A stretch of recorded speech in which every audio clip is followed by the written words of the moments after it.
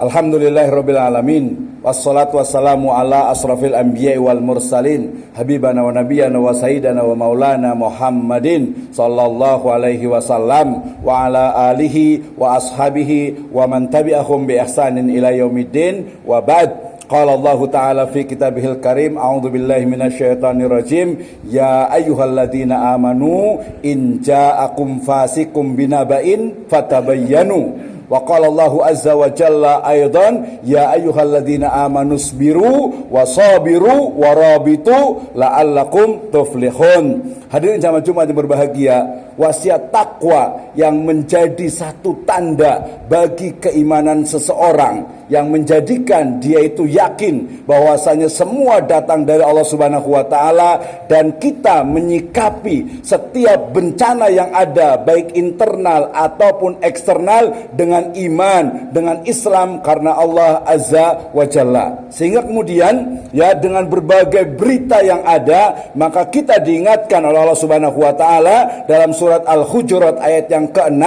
ya ayyuhalladzina amanu, wahai orang-orang yang beriman, in ja'akum fasikum binaba'in fatabayyanu. Kalau kita mendengar satu berita yang itu belum valid, yang belum tentu kebenarannya, maka tabayun, cek, recheck, triple check untuk mencari kebenarannya. Jangan kemudian ketakutan kita menjadikan kita itu justru malah khawatir, tidak yakin dengan kuasa dari Allah Azza wa Jalla.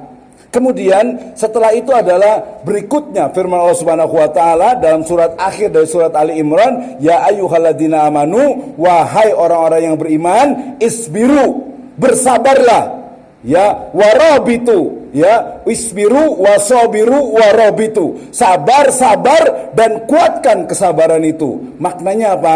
Kesabaran itu bukan hanya ikhlas, tetapi kita berusaha. Ketika muncul dhaharul fasad fil barri wal bahri bima kasabat aydin nas, maka introspeksi diri, muhasabah diri. Apakah lingkungan yang rusak itu adalah karena manusia, ya, atau mungkin karena hal-hal yang lainnya, sehingga kemudian kesabaran dalam konteks dia berusaha seoptimal mungkin, kemudian berdoa kepada Allah Subhanahu wa taala, ud'uni astajib lakum, sampai tawakal 'alallahi azza wa jalla.